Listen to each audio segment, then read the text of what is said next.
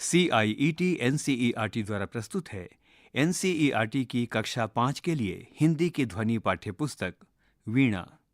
पृष्ठ संख्या 85, पाठ संख्या 8, काजीरंगा राष्ट्रीय उद्यान की यात्रा। प्रिय बच्चों, यह पत्र मैं तुम्हें काजीरंगा राष्ट्रीय उद्यान से लिख रहा हूँ। काजीरंगा उद्यान असम में ब्रह्मपुत्र नदी के तट पर स्थित है। यहाँ विभिन्न प्रकार के पशु व पक्षी हैं। आज सुबह ही हम हाथियों पर चढ़कर उद्यान देखने गए। इसके लिए हमें बहुत सवेरे उठना पड़ा, तब सूरज भी नहीं निकला था। उद्यान में सैकड़ों पशु थे। हिरण और जंगली भैंसों के कई झुंड आराम से घास चर रहे थे। उनमें कुछ एक सींग वाले गेंडे भी थे। इसी पशु के कारण काजीरंगा पूरे संसार में प्रसिद्ध हो गया है। हिरणों और भैंसों ने हमें संदेह की दृष्टि से देखा और अलग हट गए, पर गेंडे वहीं जमे रहे। हमने एक सींग वाला गेंडा पहली बार देखा।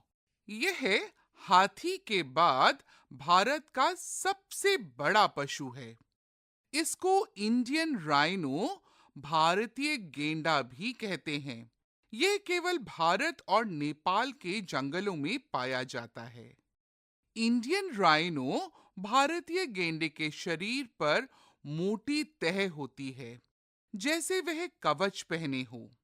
इस पर हमारे महावत ने एक रुचिकर कथा सुनाई। पृष्ठ के नीचे की तरफ एक चित्र है, जिसमें बाईं ओर एक हाथी की सवारी करते हुए कुछ बच्चे तथा महावत हैं। दाईं ओर दो गेंडे और कुछ हिरन भी हैं। पृष्ठ संख्या 86। भगवान कृष्ण ने एक बार सोचा कि हाथी के बदले गैंडे को रणक्षेत्र में भेजा जाए। उन्होंने उसे कवच पहनाकर अभ्यास कराया, पर गेंडा निर्देशों का पालन ना कर सका। बस भगवान कृष्ण ने कवच सहित ही उसे वापस वन में भेज दिया। सैकड़ों वर्ष पहले इंडियन राइनो, भारतीय गैंडे, पश्चिम में पेशावर से लेकर पूर्व में आसाम तक पाए जाते थे, पर लोगों ने राइनो के सींग पाने के लिए उनका शिकार किया। लोग यह मानते थे कि सींग में औषधि संबंधी गुण हैं। बाद में वैज्ञानिकों ने सिद्ध किया कि सींग में ऐसा कुछ नहीं है। भारतीय गैंडों का शिकार इतनी अधिक संख्या में हुआ है कि अब उनकी संख्या कम हो गई है। इनमें आधे से अधिक काजीरंगा में रहते हैं, इसलिए पूरे संसार से पशु प्रेमी इसे देखने काजीरंगा आते हैं। हमारा हाथी आगे बढ़ा तो एक मादा राइनो गेंडा अपने बच्चे के साथ दिखाई दी। महावत हमें पास नहीं ले गए। उन्होंने कहा कि शिशु साथ में हो तो मादा राइनो गेंडा हिंसक हो जाती है। दोबारा करते हैं सर, इसको गड़बड़ गड़बड़ हो रहा है।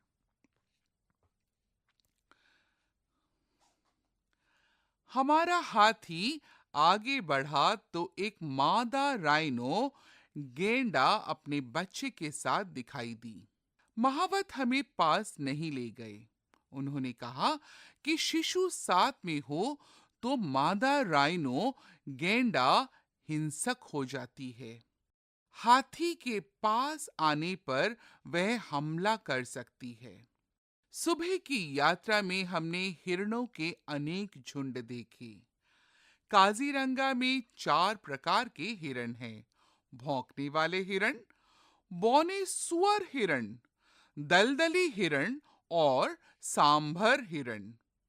हमें वहां जंगली सुअर भी दिखाई दिए। हमारी यात्रा शीघ्र समाप्त हो गई। मेरा मन अभी भरा नहीं था। अगले दिन सुबह का नाश्ता करके हम फिर निकल पड़े। इस बार हम जीप में गए। साथ में वन रक साथ में वन संरक्षक भी था। पृष्ठ में नीचे की तरफ एक चित्र है जिसमें मादा गेंडा अपने बच्चे के साथ है। कुछ हिरन भी हैं। सूरज निकल रहा है। कुछ पक्षी भी नदी के इर्द गिर्द मंडरा रहे हैं। पृष्ठ संख्या 87। ड्राइवर हमें एक बील यानी झील की ओर ले गया। बील पर सैकड़ों पक्षियों के झुंड थे। पेलिकन एक जल पक्षी, सारस, बगुला और कलहौन इत्यादि। एक ही स्थान पर इतने सारे पक्षी मैंने कभी नहीं देखे थे। बील के पानी में कुछ ऊद बिलाव भी उछल कूद कर रहे थे। लौटते समय तो हमारे भाग्य ही खुल गए।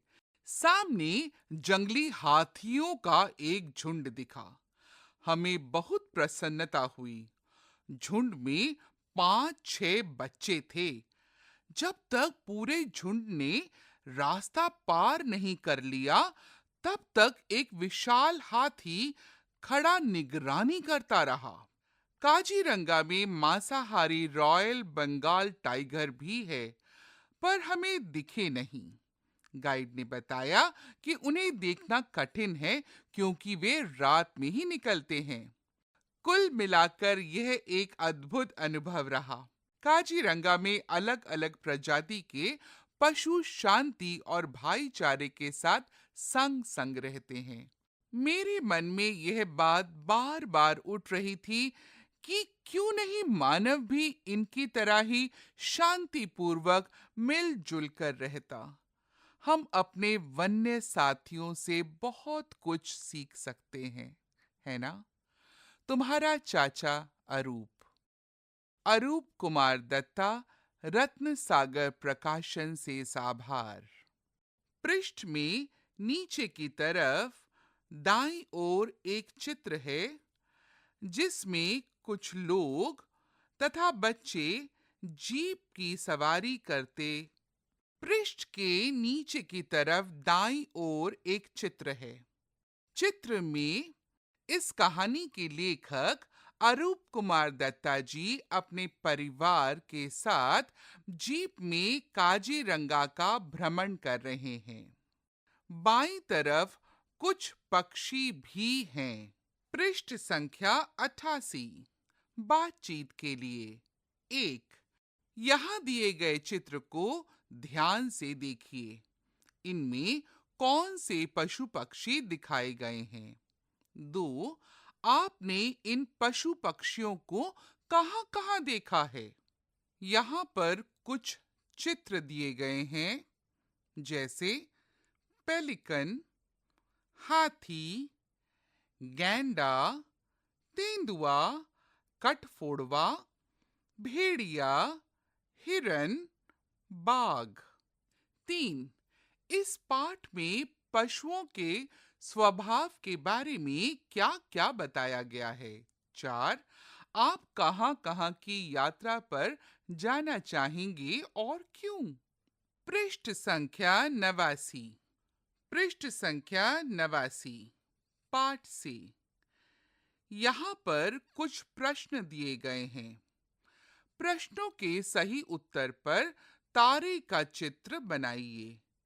यहाँ एक से अधिक उत्तर भी सही हो सकते हैं। पहला, चाचा अरूप को यात्रा के समय किसने संदेह की दृष्टि से देखा? क, गैंडों ने, ख, हिरणों ने, ग, भैंसों ने, घ, हाथियों ने। 2। काजीरंगा में रॉयल बंगाल टाइगर भी हैं, पर उन्हें देखना कठिन है क्योंकि क, वे कभी दिखाई नहीं देते, ख, वे बड़े हिंसक होते हैं, ग, वे रात में ही निकलते हैं, घ, वे कभी बाहर नहीं निकलते। 3। एक विशाल हाथी तब तक निगरानी करता रहा जब तक क लेखक और उसके मित्र निकल नहीं गए, ख जीप वहीं खड़ी रही, ग पूरे झुंड ने रास्ता पार नहीं कर लिया, घ वहां से बाघ चला नहीं गया। सोचिए और लिखिए। एक, यहाँ पर दिए गए प्रश्नों के उत्तर अपनी लेखन पुस्तिका में लिखिए। क यह पाठ एक पत्र है। यह पत्र किसने, किसे और क्यों लिखा है? ख मादा गैंडा कब और क्यों हिंसक हो जाती है? पृष्ठ संख्या 90। ग भारतीय गैंडों की संख्या क्यों घट रही है?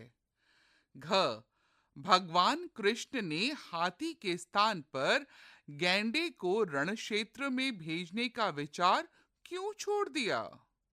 अंगः प्रथम दिन की यात्रा के बाद लेखक का मन क्यों नहीं भरा?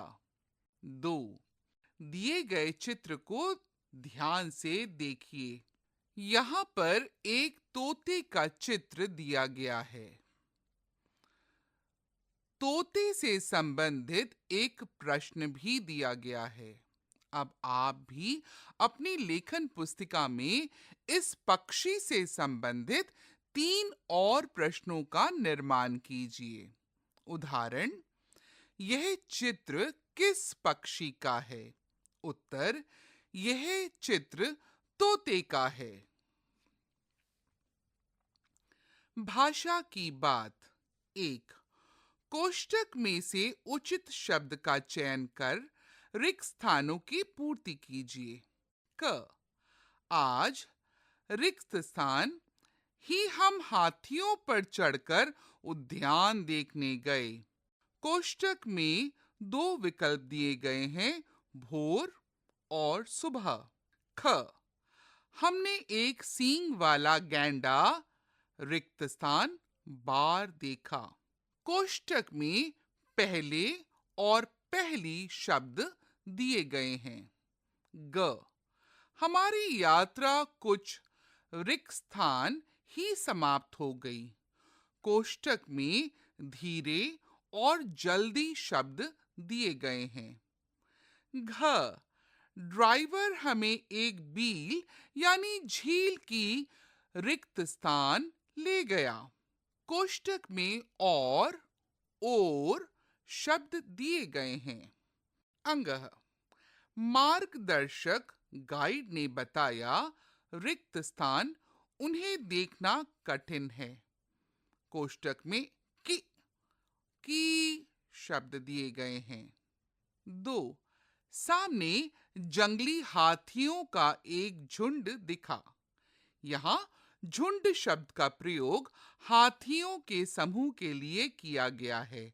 भिन्न भिन्न समूहों के लिए ऐसे ही कुछ अन्य शब्दों का प्रयोग किया जाता है, जैसे अंगूरों का गुच्छा, जूतों की जोड़ी आदि। पृष्ठ संख्या 91। यहाँ पर दिए गए चित्रों का सही नामों के साथ मिलान कीजिए। पृष्ठ में कुछ चित्र दिए गए हैं, जैसे चाबी, हाथी, बच्चे, मधुमक्खी, लोग, लकड़ी।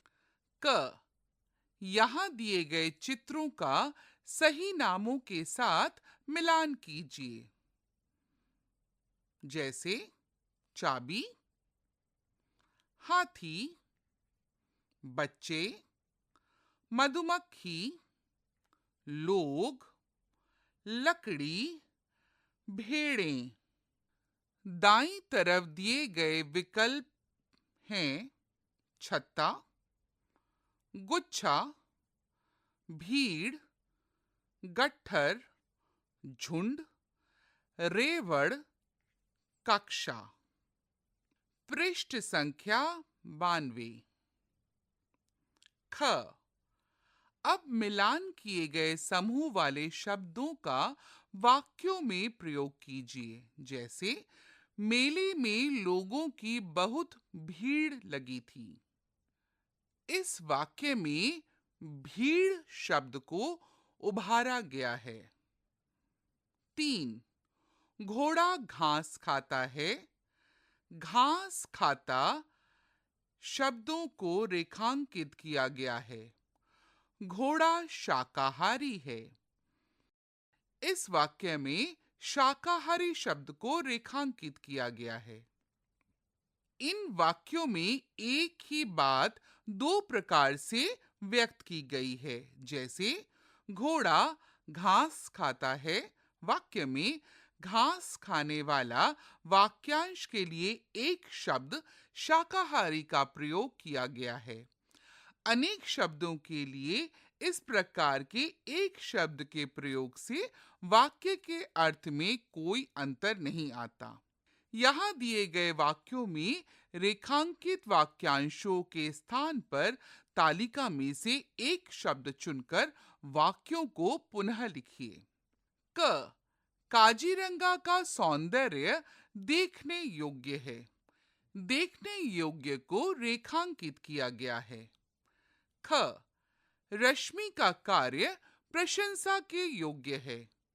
प्रशंसा के योग्य रेखांकित किया गया है। ग. गौरव को उसके सहपाठी मधुर बोलने वाला लड़का मानते हैं। मधुर बोलने वाला रेखांकित किया गया है। घ. विद्यालय में सप्ताह में एक बार श्रमदान किया जाता है। सप्ताह में एक बार रेखांकित किया गया है। अंग. मेरा बड़ा भाई सैनिक है। बड़ा भाई रेखांकित किया गया है। दाईं तरफ आपके लिए कुछ विकल्प भी हैं, जैसे साप्ताहिक, मृदुभाषी, अग्रज, प्रशंसनीय, दर्शनीय। पाठ से आगे। 1. इस पत्र में बहुत से प्राणियों के नाम आए हैं। आप उन प्राणियों को किस नाम से पुकारते हैं? अपने अभिभावकों की सहायता से कुछ पशु पक्षियों के नाम यहाँ लिखिए। उत्तर लिखने के लिए यहाँ पर 8 रिक्त स्थान दिए गए हैं। पृष्ठ संख्या 93। 2. यहाँ पर भारत के मानचित्र में कुछ प्रमुख राष्ट्रीय उद्यान समझाए गए हैं। इसमें दी गई सूचनाओं को समझते हुए दिए गए प्रश्नों के उत्तर लिखिए।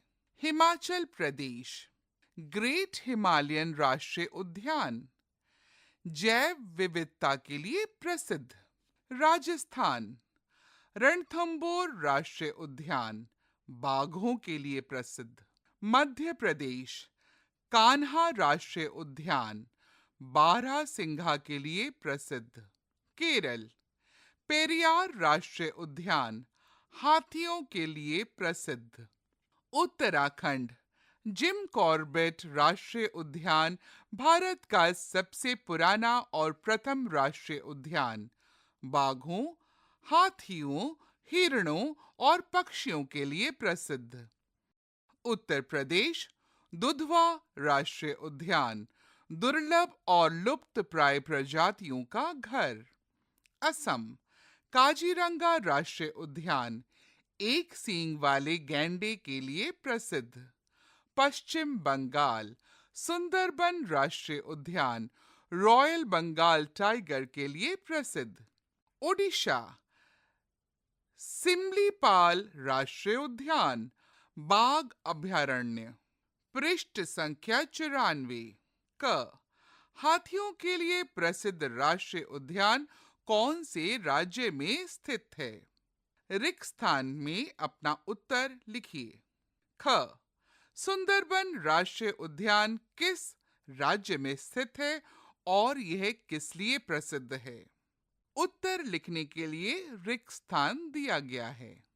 ग. भारत का सबसे पुराना और प्रथम राष्ट्रीय उद्यान कौन सा है और यह किस राज्य में स्थित है? उत्तर लिखने के लिए रिक्त स्थान है। घ. स्तंभ क और स्तंभ ख का उचित मिलान कीजिए। स्तंभ क 1 पेरियार राष्ट्रीय उद्यान, 2 एक सींग वाले गेंडे के लिए प्रसिद्ध, 3 दुधवा राष्ट्रीय उद्यान, 4 ओडिशा, 5 कान्हा राष्ट्रीय उद्यान। स्तंभ ख 1 दुर्लभ और लुप्त प्राय प्रजातियों का घर, 2 केरल, 3 सिमलीपाल राष्ट्रीय उद्यान, 4 काजीरंगा राष्ट्रीय उद्यान, 5 मध्य प्रदेश।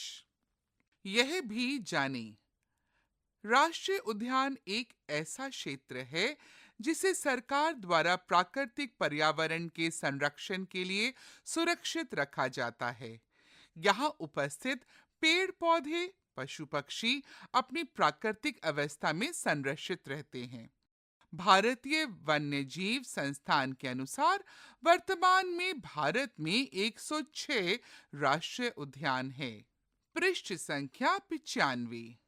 पुस्तकालय एवं अन्य स्रोत। 1 विद्यालय के पुस्तकालय में जाकर भारत के किसी एक पक्षी अभयारण्य के बारे में पढ़िए।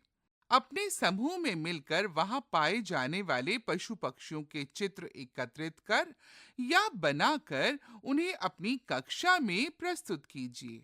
आप अपनी प्रस्तुति में निम्नलिखित जानकारी सम्मिलित कर सकते हैं। क पक्षी अभयारण्य क्या है? ख इनकी स्थापना करने की आवश्यकता क्यों पड़ी? ग वर्तमान में भारत में कुल कितने राष्ट्रीय पक्षी अभयारण्य हैं? घ भारत के 5 प्रसिद्ध राष्ट्रीय पक्षी अभयारण्य कौन से हैं? अंग इनमें कौन से पशु पक्षी पाए जाते हैं? इस जानकारी को ढूंढने तथा लिखने के लिए आप पुस्तकालय, अभिभावक या किसी अन्य स्रोत की सहायता भी ले सकते हैं। 2 यहाँ दिए गए बादलों में मछली और बंदर का चित्र बनाया गया है। अब आप भी दिए गए बिंदुओं को मिलाकर चित्र पूरा कीजिए और उसमें रंग भरिए। पृष्ठ में व्हेल मछली और बंदर का चित्र है। पृष्ठ संख्या 96। अब आप भी बिंदुओं को मिलाकर इन दोनों चित्रों को पूरा कीजिए और उनमें रंग भरिए। पृष्ठ संख्या 97। घूमो, देखो। लोकतल झील, मणिपुर। मणिपुर राज्य की लोकतल झील भारत की ऐसी एकमात्र ताजा पानी की झील है जो तैरती हुई दिखाई देती है। इस सुंदर झील में घनी जलीय घास के बड़े बड़े हिस्से तैरते रहते हैं, जिन्हें फुमदी कहते हैं। सोचिए, इन फुमदियों पर मछुआरे अपनी झोपड़ी बनाकर रहते हैं। फुमदी का सबसे बड़ा द्वीप 40 वर्ग किलोमीटर क्षेत्रफल का है। इस द्वीप पर भारत तथा विश्व का एकमात्र तैरता हुआ नेशनल पार्क स्थित है, जो केबुल लामजाओ नाम से जाना जाता है। भारतीय वैज्ञानिकों के अनुसार फुमदी में बहु एंजाइम उत्पादक जीवाणु और पौधों की वृद्धि के लिए उपयोगी रसायन भी मौजूद होते हैं। यहाँ अनेक जलीय पौधे और जानवर बिना संरक्षण के फल फूल रहे हैं। मणिपुर का राज्य पशु संगई हिरण भी इस क्षेत्र में घूमता हुआ दिख जाता है। पृष्ठ में नीचे की ओर एक झील है जिसमें कुछ फुमदियां हैं। पृष्ठ संख्या 98। हरे भरे पहाड़ों की नगरी कूर्ग, कर्नाटक। कूर्ग या कोडागु एक बहुत सुंदर पर्यटन स्थल है जो अपनी प्राकृतिक सुंदरता के लिए प्रसिद्ध है। यह कर्नाटक का एक प्रशासनिक जिला है। यहाँ के हरे भरे पहाड़, घने जंगलों, मसालों और चाय कॉफी के बागानों से भरे पड़े हैं। इस कारण इसकी सुंदरता अद्भुत है। कुर्ग 3 तालुकों क्षेत्रों से मिलकर बना है: मदिकेरी, सोमवारपेट और बिराजपेट। कुर्ग अपने शांत वातावरण तथा सुंदरता के लिए पर्यटकों के मनपसंद स्थलों में से एक है। यहाँ का मौसम अधिकतर सौम्य ही रहता है। गर्मी के मौसम में भी यहाँ का तापमान अधिक नहीं रहता। कुर्ग की मंडल पट्टी पहाड़ी की ऊंचाई से आप आकाश में घूमते बादलों को समीप से देखने का आनंद उठा सकते हैं। कुर्ग कावेरी नदी का उद्गम स्थान भी है। यहाँ के ब्रह्मगिरी तथा पुष्पगिरी अभयारण्य अनेक दुर्लभ पशु पक्षियों के घर हैं, जैसे एशियाई हाथी, चित्तीदार हिरण, सांभर हिरण, गौर, भारतीय बाइसन आदि पशु तथा ग्रे हॉर्नबिल, नीलगिरी फ्लाईकैचर, पन्ना कबूतर आदि पक्षी। पृष्ठ के नीचे कुर्ग क्षेत्र का एक चित्र दिया गया है। यह पाठ यहीं समाप्त होता है। अभी आप सुन रहे थे एनसीईआरटी की कक्षा 5 के लिए हिंदी की ध्वनि पाठ्य पुस्तक वीणा। ध्वन्यांकन एकांत वशिष्ठ, वाचन स्वर शियोली घोष, ध्वनि संपादन कुसुमलता, निर्देशन एवं निर्माण विमलेश चौधरी तथा प्रस्तुति CIET NCERT नई दिल्ली, भारत।